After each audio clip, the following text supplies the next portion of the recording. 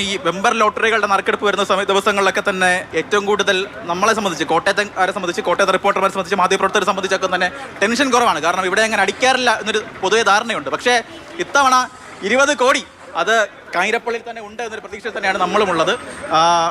ഇവിടെ മധുരം വിതരണം നടത്തുന്നുണ്ട്. ഇവിടെ പ്രത്യേകിച്ച് ഈ ഒരു പ്രദേശം കാഞ്ഞിരപ്പള്ളിയൊക്കെ മേഖലയാണ്. അതുപോലെ തന്നെ ഈ എരുമേലിയിലേക്ക് തന്നെ വന്നു പോകുന്ന തീർത്ഥാടകരൊക്കെ തന്നെ അത്തരത്തിൽ ഇവിടെ വന്ന് ഇറങ്ങി പോകുന്നു. ശബരിമല തീർത്ഥാടകരൊക്കെ തന്നെ ഉണ്ട്. അതിനാൽ തന്നെ ഏതെങ്കിലും തരത്തിൽ പുറത്തേക്കുള്ള, അതായത് ശബരിമല തീർത്ഥാടകരാരെങ്കിലും തന്നെ ഇത്തരത്തിൽ വാങ്ങിക്കൊണ്ട് പോയിട്ടുണ്ടോ എന്നെങ്കിലും തരത്തിൽ സംശയങ്ങളൊക്കെ തന്നെ ഉണ്ട്. പക്ഷേ ഏജന്റ് ഉറപ്പിച്ച് പറയുന്നുണ്ട് അത് കാഞ്ഞിരപ്പള്ളി വിട്ട് പോയിട്ടില്ല, കാഞ്ഞിരപ്പള്ളിക്കാരൻ തന്നെ ആകും. ചേട്ടാ, ഈ കാഞ്ഞിരപ്പള്ളി തന്നെ ആകും അല്ലേ? കാഞ്ഞിരപ്പള്ളി വിട്ട് എങ്ങും പോകില്ല. അപ്പൊ ചേട്ടൻ ആരെയും വിളിച്ചിട്ടുണ്ട്? എന്തായാലും ക്ലൂ ഇല്ല, ഒരു ക്ലൂ ഇല്ല. ഇത് കാഞ്ഞിരപ്പള്ളി വിട്ട് നമ്മുടെ ഇത് പിന്നെ ദിലീപ് പറയുന്ന പോലെ ഈ ചേക്ക് വിട്ട് എങ്ങും പോകില്ല. ഇല്ല, അത് വേറെ കച്ചവടക്കാരൻ, അത് നമ്മുടെ കച്ചവടക്കാരൻ കേട്ടോ. ഇത് കാഞ്ഞിരപ്പള്ളി വിട്ട് എങ്ങും പോകില്ല, അത് 100% ഉറപ്പ്.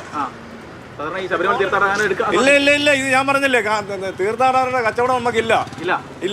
അപ്പൊ അതുകൊണ്ട് നമ്മൾ കുറച്ച് ടിക്കറ്റ് തട്ടേ വിറ്റിട്ടുള്ളൂ. അപ്പൊ അത് കാരണം ആ പ്രൈസ് കാഞ്ഞിരപ്പള്ളി വിട്ട് എങ്ങും പോകില്ല. തട്ടേ കുറച്ച് ടിക്കറ്റ് വിറ്റിട്ടുള്ളൂ. നമ്മള് മൊത്തം 10,000 ടിക്കറ്റ് വിറ്റിട്ടുണ്ട്, ഹോൾസെയിലും റീറ്റെയിലും എല്ലാം കൂടെ. ഇത് ഈ കടയിൽ നിന്ന് റീറ്റെയിൽ വിട്ടോ?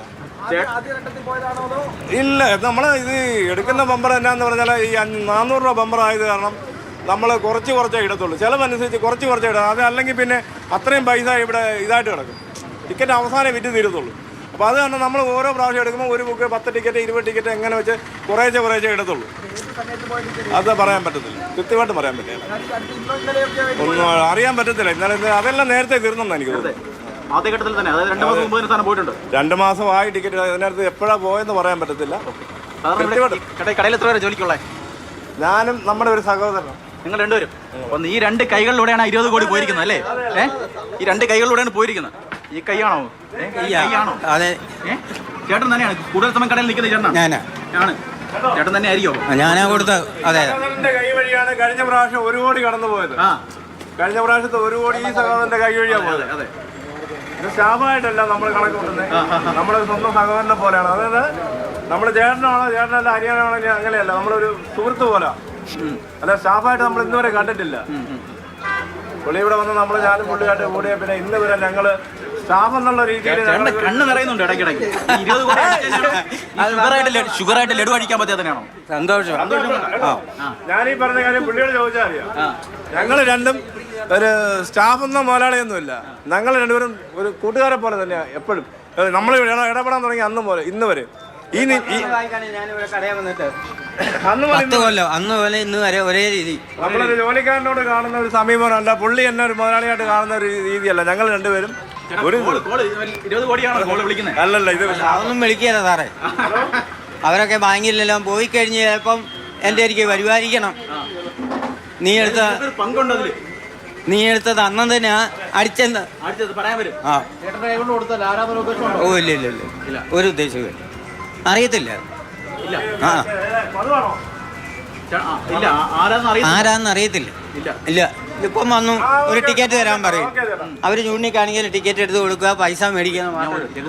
സുധീകട്ടനെ കാഞ്ഞിരപ്പള്ളി ഉറപ്പിച്ച് പറയുക. അപ്പൊ ഇതിനകത്ത് തന്നെ പള്ളിയിലായിരിക്കും ഏറ്റവും കൂടുതൽ ഞങ്ങൾ വിറ്റിരിക്കുന്ന കാഞ്ഞിരപ്പള്ളിക്കാരാണ്. ഞങ്ങളുടെ ഇവിടുത്തെ കച്ചവടം എന്ന് പറഞ്ഞാൽ 90% പേര് നമുക്കിവിടെ സ്ഥിരം വരുന്ന ആൾക്കാരാണ്.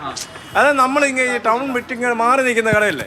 അപ്പോൾ നമുക്ക് ഇവിടെ വരുന്ന കച്ചവടക്കാരെന്ന് പറഞ്ഞാൽ ഇവിടെ വന്നെടുക്കുന്ന ഒരു 90% നമ്മളോട് വന്ന് സ്ഥിരം വന്നെടുക്കുന്ന ആൾക്കാരേ ഉള്ളൂ. വെളിയിൽ നിന്ന് എടുക്കുന്ന പറഞ്ഞാൽ യാദൃശ്യമായിട്ട് പല യാത്രക്കാരും വന്ന് വണ്ടി നിർത്തി കട കണ്ട് അങ്ങനെ എടുത്താലേ ഉള്ളൂ. അതുകൊണ്ടാണ് ഉറപ്പിച്ച് പറയുന്നത് കാഞ്ഞിരപ്പള്ളിക്കാർക്ക് തന്നെ പ്രൈസ് കിടന്നത്. ഇത് പുറത്ത് പോകത്തില്ല.